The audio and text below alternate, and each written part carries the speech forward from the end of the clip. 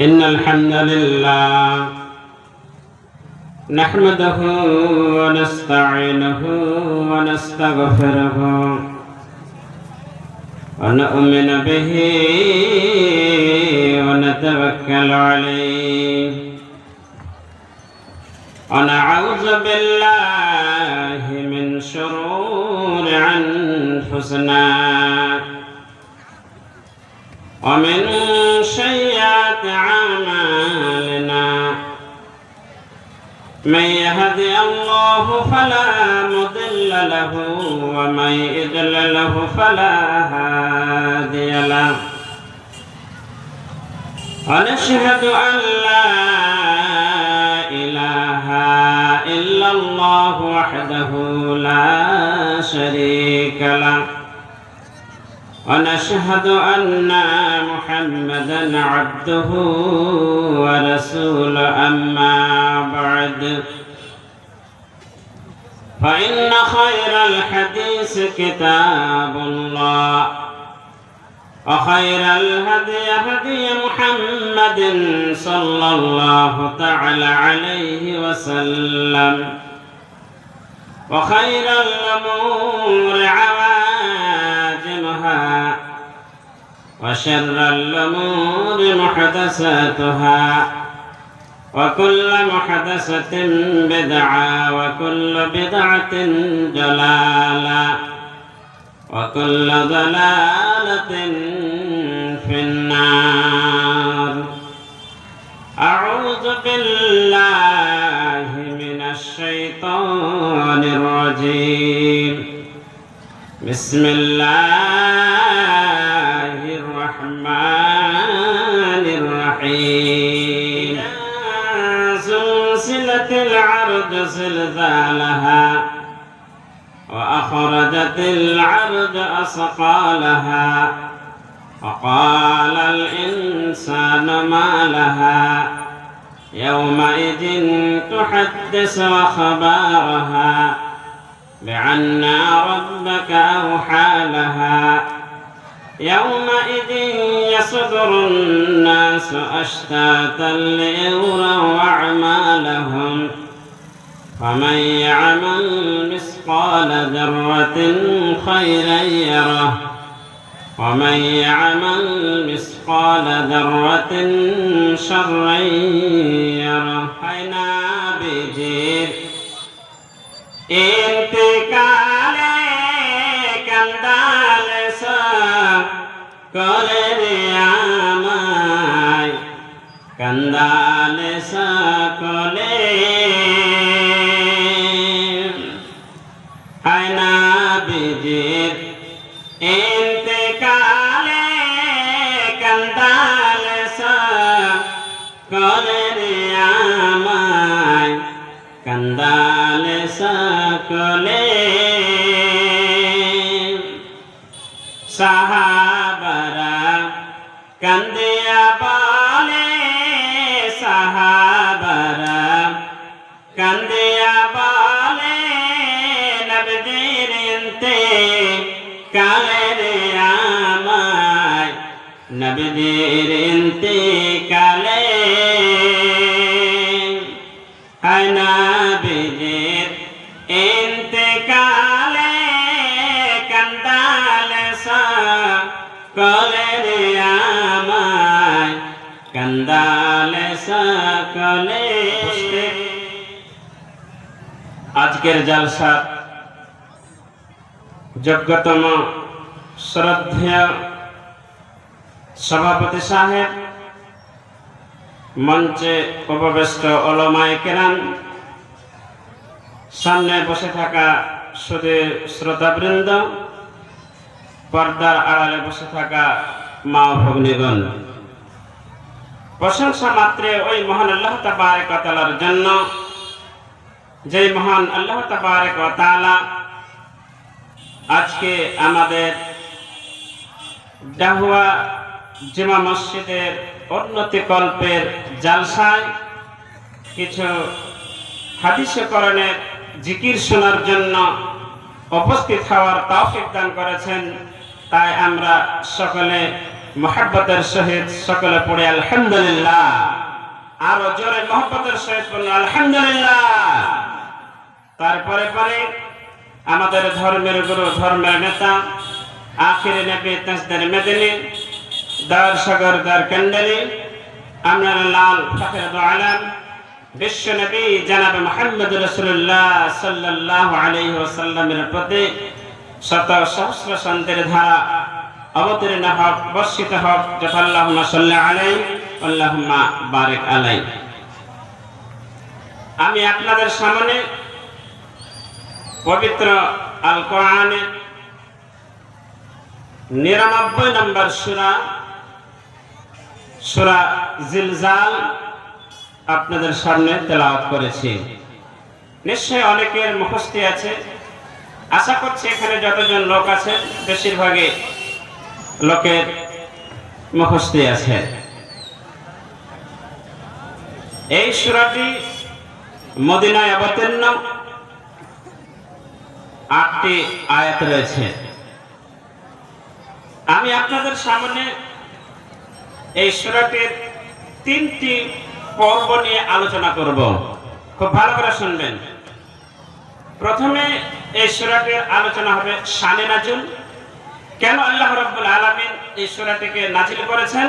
আলোচনা হবে দ্বিতীয় পর্বে এই সূরার ফজিলত, গুরুত্ব, মাহাত্ম্য। তৃতীয় পর্বে আলোচনা হবে এই সূরার ব্যাখ্যা, তাফসীর।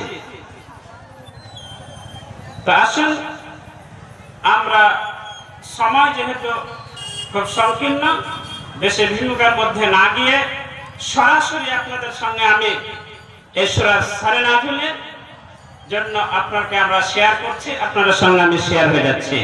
আসুন, আল্লাহ রাব্বুল আলামিনের নবী জনাব মুহাম্মদুর রাসূলুল্লাহ সাল্লাল্লাহু আলাইহি ওয়াসাল্লামকে তদানীন্তন সময়ের কাফেরেরা, অমুসলিমরা, মুশরিকেরা বিভিন্নভাবে প্রশ্ন করত,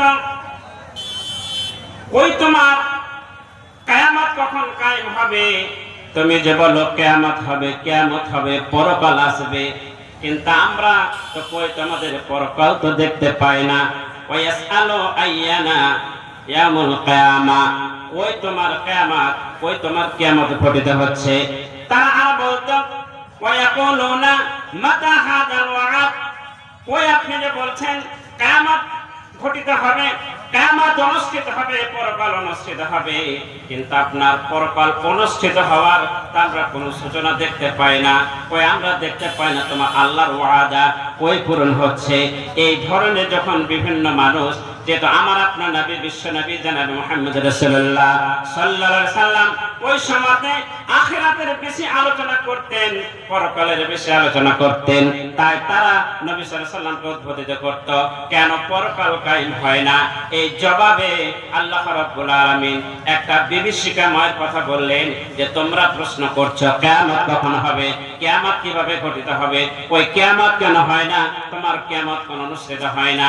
এই জবাবে আল্লাহ রাব্বুল আলামিন এই সূরা নাযিল করলেন, সেটা হচ্ছে এই বলে দিলেন ইযা সুলসিলাতিল আরজু সিলসালাহা ওয়া আখরাজাতিল আরজু আসকালাহা।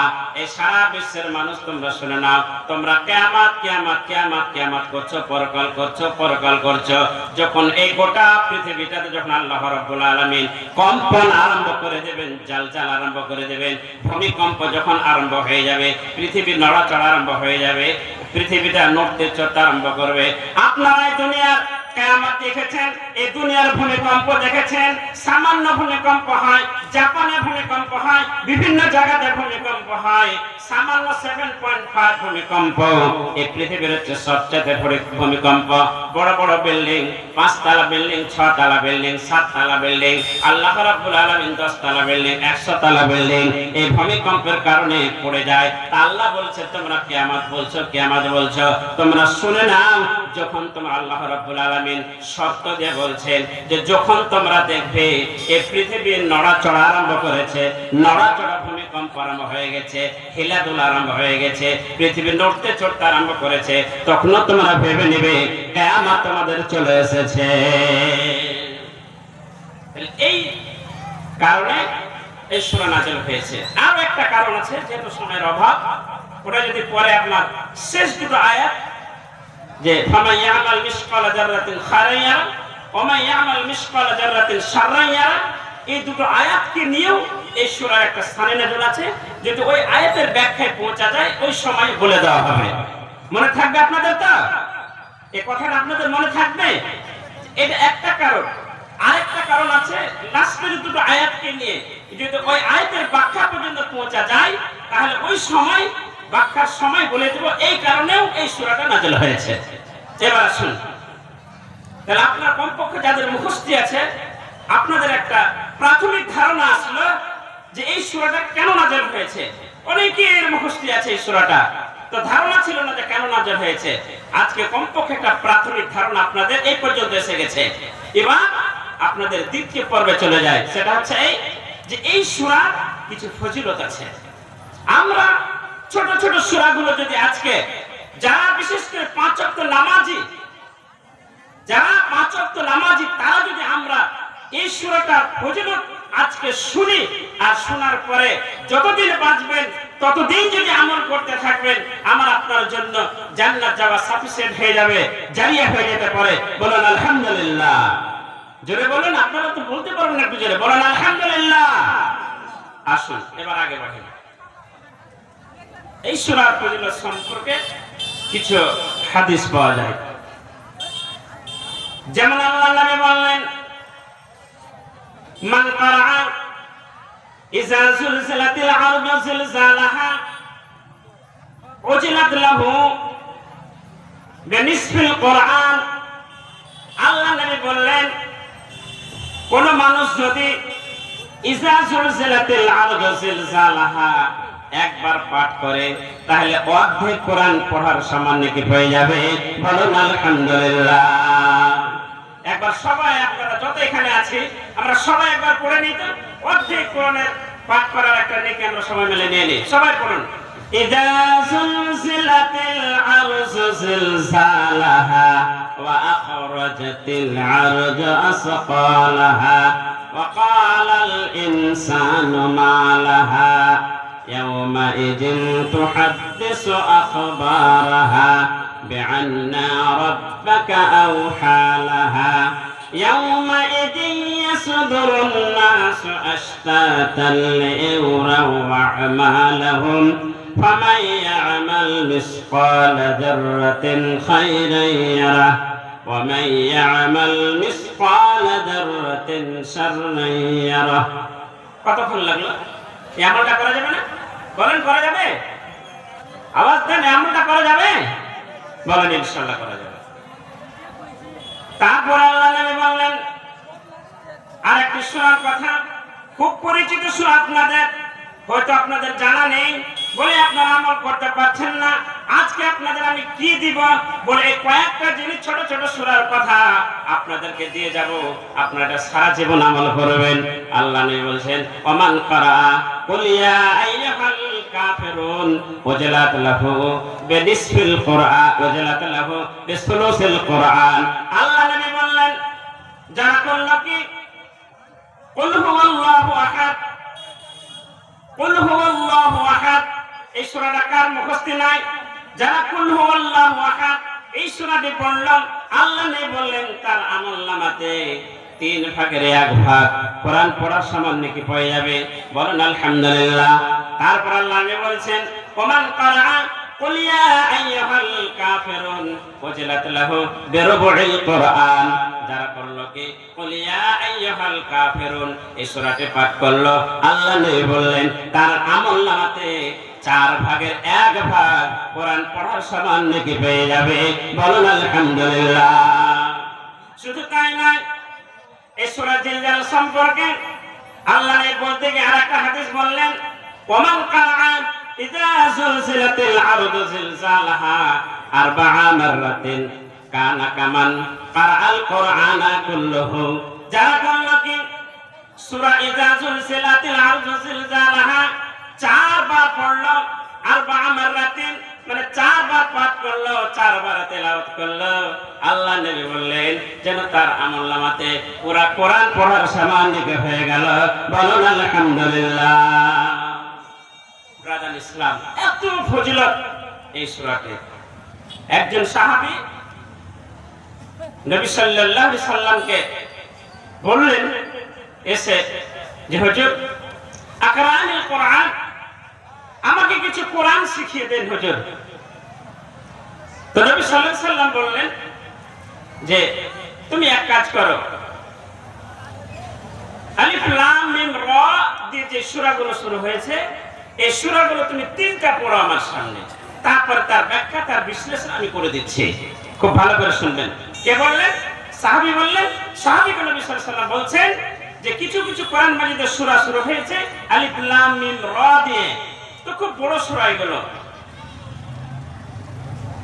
সাহাবীটি বললেন কাবরা সিন্নি, আমার তো বয়স হয়ে গেছে, ওয়া আশতাদ আকলি ওয়া ইস্তাদা আকলি, আমার জীবনে জড়তা চলে এসেছে, ওয়া গালিদা লিসানি, আমার জীবনে জড়তা চলে এসেছে, আমার ব্রেন পোড়া হয়ে গেছে, আমি তো এত বড় সূরা পড়তে পারবো না। নবী সাল্লাল্লাহু আলাইহি সাল্লাম বললেন তাহলে তুমি করো কি, হামিম যে সূরাগুলো শুরু হয়েছে সেই সূরাগুলো তুমি পাঠ করো। আবার সাহাবীটি উত্তর দিলেন হুজুর আমার তো বয়স হয়ে গেছে, আমার জীবনে জড়তা চলে এসেছে, বুড়াপন আমাকে গ্রাস করে নিয়েছে, আমি এত বড় সূরা পড়তে পারবো না। নবী সাল্লাল্লাহু আলাইহি সাল্লাম বললেন তুমি তাহলে যদি এই সূরাগুলো পড়তে না পারো তাহলে এক কাজ করো, মুসাব্বিহাত মানে যে সূরাগুলো সাব্বিহ ইসমা রাব্বিকাল সাব্বিহু যে সূরাগুলো শুরু হয়েছে সেই সূরাগুলো তুমি 3টা তেলাওয়াত করো। সাহাবীটি বললেন হুজুর আমার দ্বারা পক্ষে সম্ভব নয়, আমার জীবনে জড়তা চলে এসেছে, আমি বয়স্ক হয়ে গেছি, আমি এত বড় বড় সূরা পড়তে পারবো না। সাহাবীটি বললেন হুজুর আমাকে একটি জামি সূরা আপনি শিখিয়ে দেন, ইকরা সূরাতুল জামিয়া, আমাকে একটা জামি সূরা শিখিয়ে দেন। আকরাহু ইজা যুলজিলাতিল আরজু জিলজালাহা, যখন সাহাবীটি বললেন হুজুর আমি এত বড় বড় সূরা পড়তে পারবো না, আমি একটা জামে মানে একটা ছোট সূরা জামে সূরা আমাকে শিখিয়ে দেন। আকরাহু ইজা যুলজিলাতিল আরজু জিলজালাহা, তাকে একটা নবী সাল্লাল্লাহু আলাইহি সাল্লাম তাকে ইজা যুলজিলাতিল আরজু জিলজালাহা এই সূরাটি শিখিয়ে দিলেন। যখন এই সূরাটা শিখিয়ে দেওয়া হলো তখন সাহাবীটি বললেন আমি এর থেকে বেশি আমল করব না, এর থেকে কমও করব না। এবার সেই লোকটি ফিরে চলে গেল। যখন লোকটি ফিরে গেল ক্বালা নবী সাল্লাল্লাহু আলাইহি সাল্লাম আফলাহা রুয়াইজিল, আফলাহা রুয়াইজিল, নবী সাল্লাল্লাহু আলাইহি সাল্লাম বললেন সাহাবীরা দেখো পৃথিবীর যদি কোন সফল ব্যক্তি তোমরা দেখতে চাও তাহলে এই ব্যক্তির দিকে তাকাও, এই সাহাবীর দিকে তাকাও। এই সাহাবীটি বলল ইজাজুল সালাতিল আরজু জিলজালাহা, সূরার উপরে আমল করব, এর থেকে আমল করব, বেশিও করব না কমও করব না। আল্লাহ নবী তাকে সার্টিফাই দিয়ে দিলেন যে এই সাহাবীটি সফল হয়ে গেল, কামিয়াব হয়ে গেল।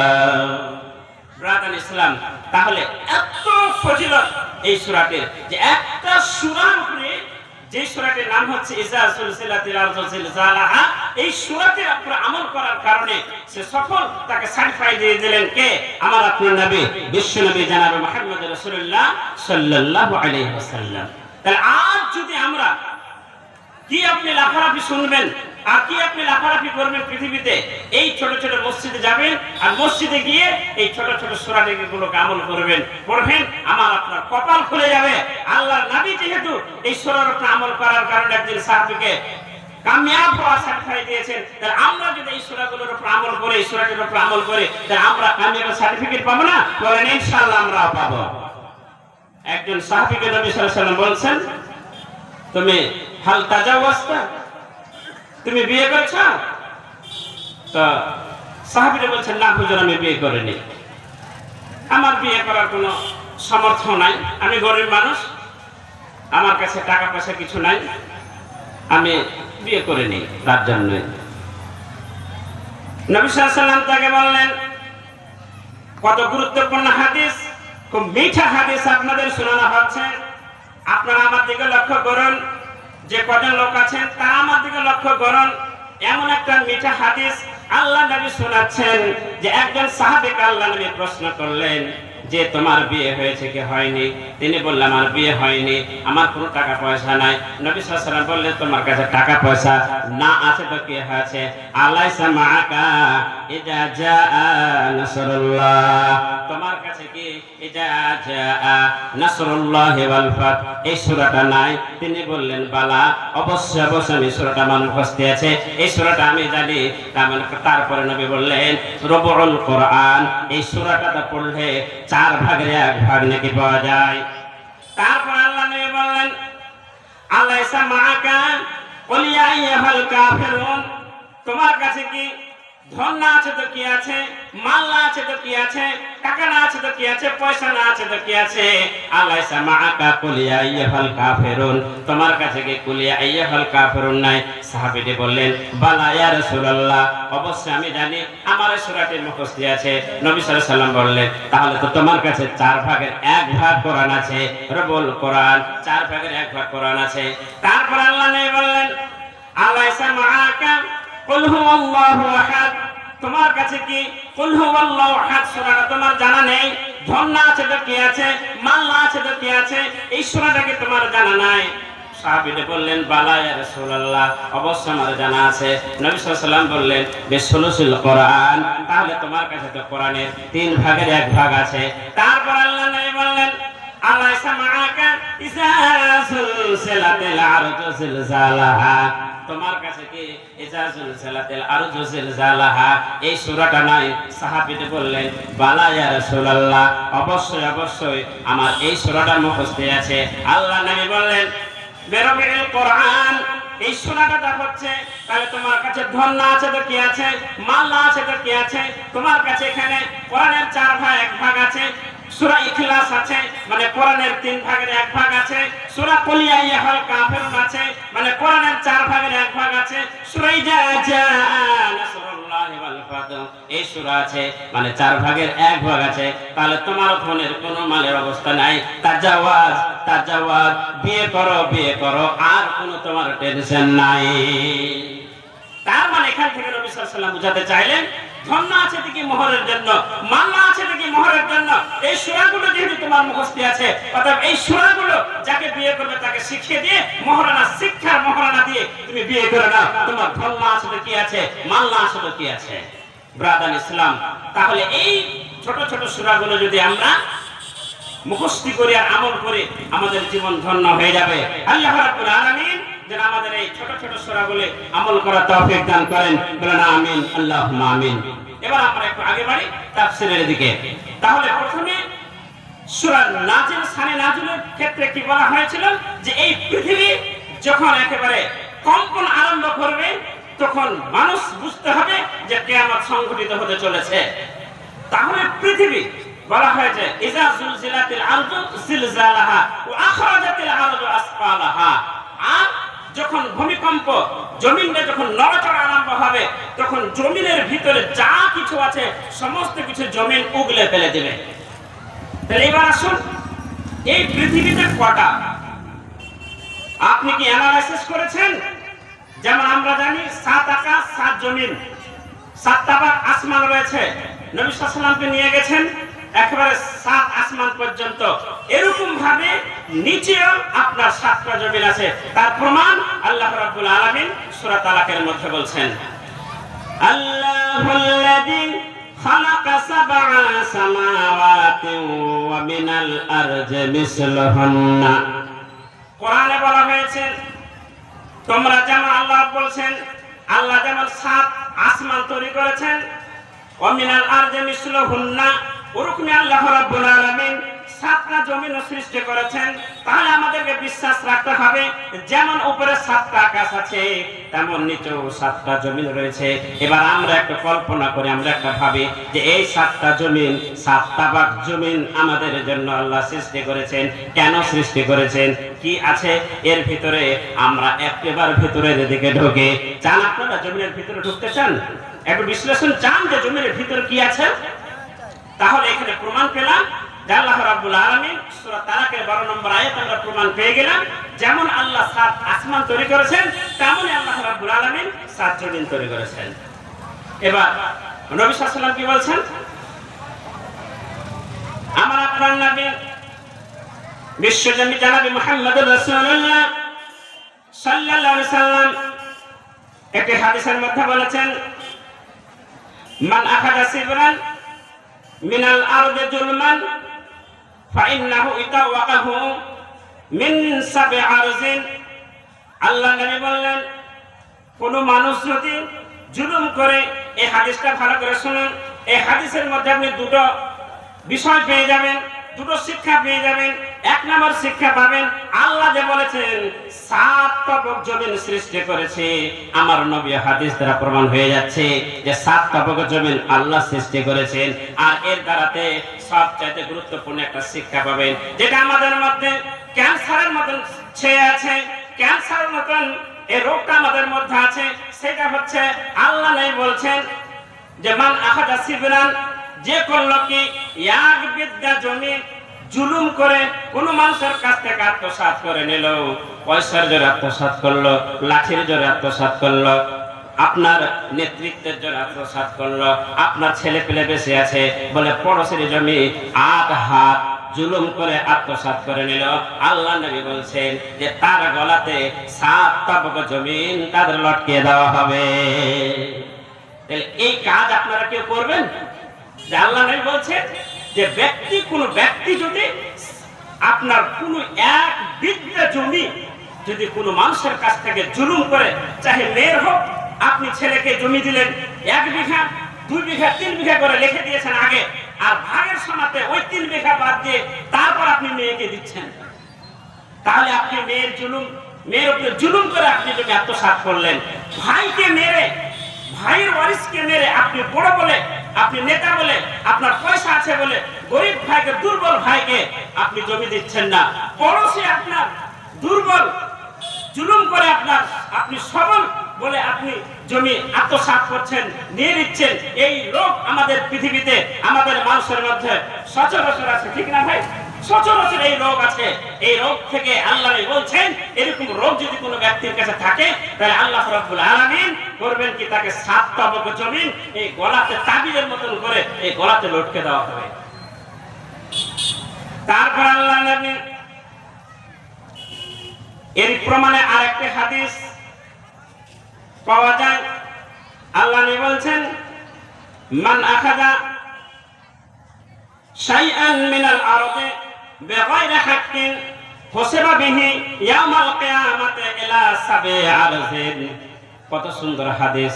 আল্লাহ নবী বললেন, কোন ব্যক্তি যদি, ওই হাদিসের মধ্যে বলা হলো একটা মাপ বলা হলো 1 বিঘা জমি, আর এই হাদিসের মধ্যে বলেছেন শাইআন মিনাল আরদ, কোন অল্প জমি, কোন একটি জমি 1 বিঘায় হোক, 1 আঙুল হোক, 8 আঙুল হোক, 1 ইঞ্চি হোক, 8 ইঞ্চি হোক, 1/2 ইঞ্চি হোক, 2 ইঞ্চি হোক, 3 ইঞ্চি হোক, আল্লাহ নবী বলছেন বেগারে হাকিন, না হক করে যদি কোন মানুষ একটু জমি, কোন পৃথিবীর মানুষ কোন মানুষের আত্মসাৎ করে, আল্লাহ নবী বলছেন তাকে ঢুকিয়ে দেওয়া হবে হুসিবা বিহি মিন ইলা সাব'i আরজিন, তাকে 7 তবক জমিনের নিচে তাকে ঢুকিয়ে দেওয়া হবে। ব্রাদার ইসলাম, কত আমাদের দুঃখজনক ব্যাপার যে এক অল্প জমি যদি আমরা আত্মসাৎ করে, আল্লাহ নবী বলছেন যে 7 তবক জমিনের নিচে তাকে ঢুকিয়ে দেওয়া হবে। তাহলে এখান থেকে প্রমাণ হলো আল্লাহ বলেছেন আমি 7 তবক জমিন সৃষ্টি করেছি। আল্লাহর নবীর 2টি হাদিস দিয়ে আমরা প্রমাণ পেয়ে গেলাম যে আল্লাহ রাব্বুল আলামিনের নবী নিজেই বলছেন যে 7 তবক জমিন তাকে ঢুকিয়ে দেওয়া হবে। তাহলে 7 তবক জমিনটা ভালো করে বুঝবেন। 7 তবক জমিনটা আপনার ডানে বামে পিছনে নয়, পরস্পর এই একটা জমি, এই একটা জমি, এই একটা জমি, এই একটা জমি। এবার আসুন, এই জমিন পৃথিবীর নিচে আল্লাহ নবী যে আল্লাহ রাব্বুল আলামিন যে এই সূরার মধ্যে বলেছেন যে আখরাজাতিল আরদু আসকালাহা, জমিনের ভিতর যাহা কিছু আছে ভারী জিনিস, সমস্ত ভারী জিনিসকে জমিন এই জালজালার দিন, ভূমিকম্পের দিন, কিয়ামতের মুহূর্তে উগলে ফেলে দিবে।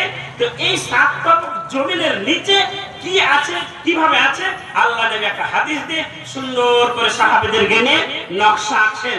আমার দিকে লক্ষ্য করুন আর এই হাদিসটা শুনুন, তাহলে আপনি বুঝতে পারবেন যে পৃথিবীর মধ্যে কি আছে, কত কিছু আছে, কত ভারী আছে, কি আছে, কি উগলাবে, আপনি প্রমাণ পেয়ে যাবেন। এর থেকে শিক্ষা নিয়ে আপনি যদি এর উপর আমল করেন, তাহলে আপনার আর পৃথিবীতে দুনিয়ার মোহে মালের মোহে আপনি পড়বেন না ইনশাআল্লাহ। আসুন, আল্লাহ নবী এবার সাহাবীদেরকে নিয়ে এই পৃথিবীর একটা নকশা আঁকছেন। কিভাবে?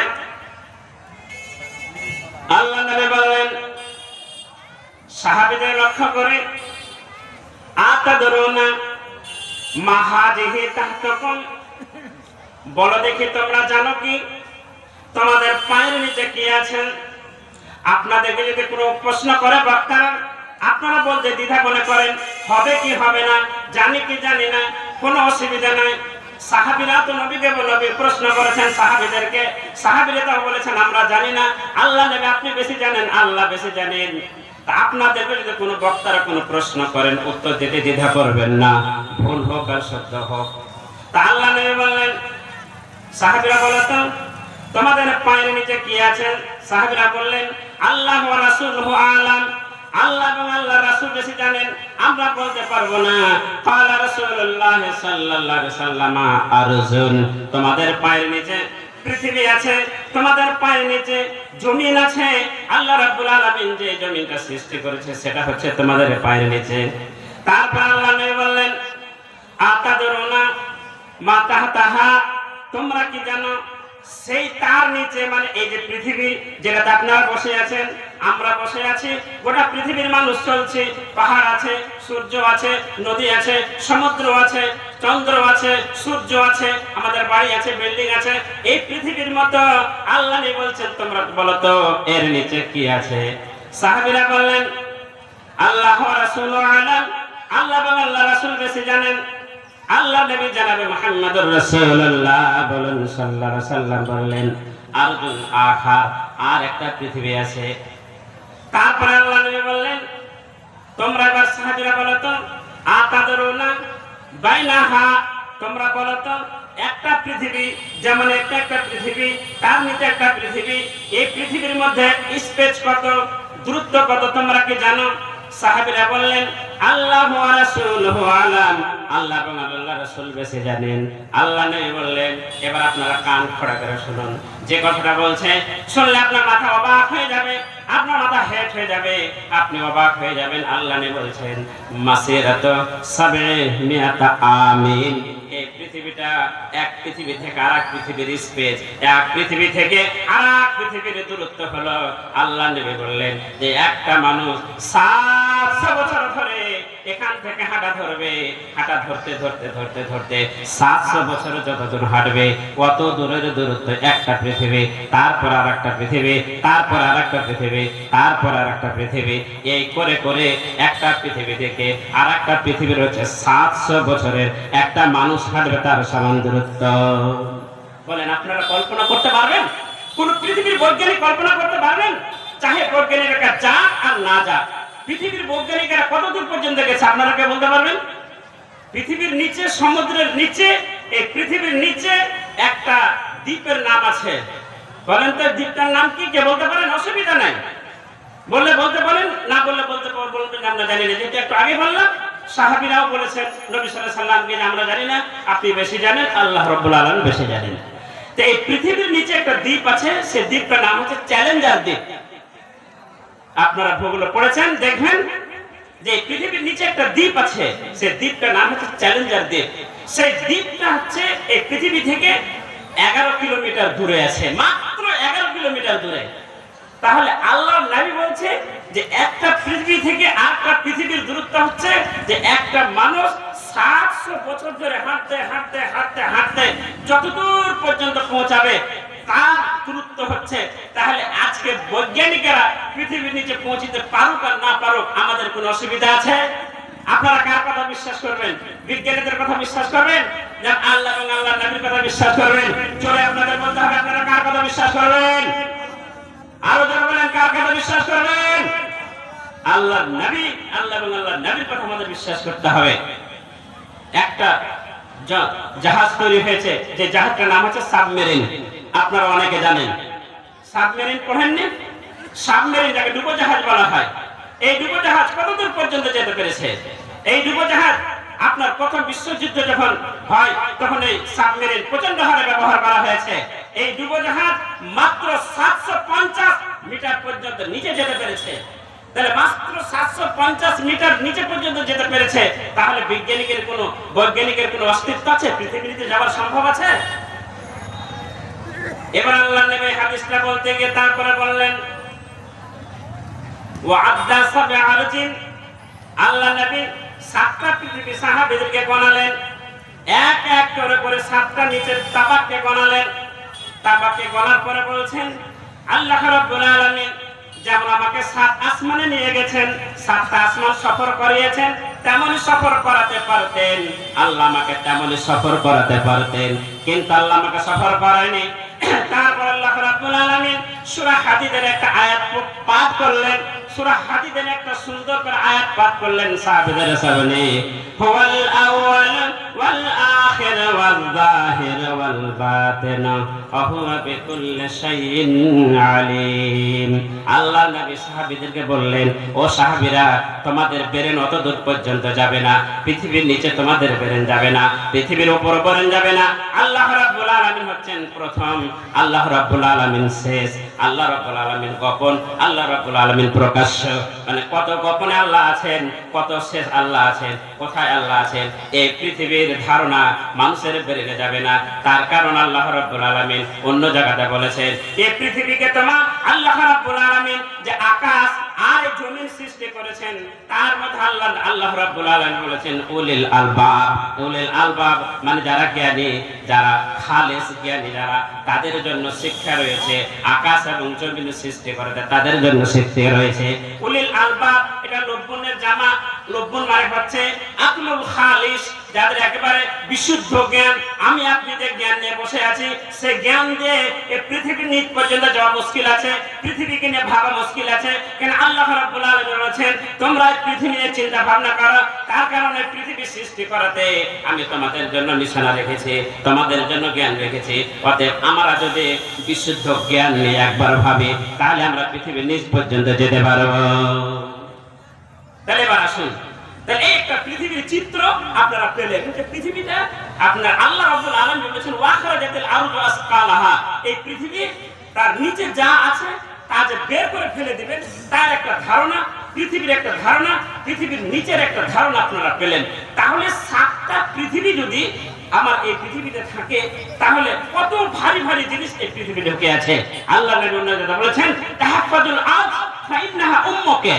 খুব ভালো করে শুনবেন, এই পৃথিবীর মানুষরা যারা গৌরব করে, আজকে অহংকার করে এই পৃথিবীতে আমরা চলি, পা বড় বড় করে চলি, ডাব বড় বড় করে চলি, অহংকার নিয়ে, গৌরব নিয়ে, বুক ফুলিয়ে ধপ ধপ করে পৃথিবীতে চলি, তাদের আল্লাহ রাব্বুল আলামিন লক্ষ্য করে বলছেন তাহাফাজু মিনাল আরদ, এই পৃথিবী তোমরা হেফাজত করো, ফাইন্নাহা উম্মুকা, এই পৃথিবী হচ্ছে তোমাদের মা। কোন দিক দিয়ে মা? অবাক হবেন আপনি শুনলে। আজকে যদি এই পৃথিবী, এই হাদিসটার ব্যাখ্যা এক্ষুনি আপনাকে দিচ্ছে, আপনি শোনার পরে আপনার পা খালি, আপনার এক জায়গা পরিমাণ আপনার ঈমান থাকে, আপনার পা আর জোরে পড়বে না পৃথিবীতে। মুফাসসিররা বলেছেন যে পৃথিবীকে মা কেন বলা হয়েছে?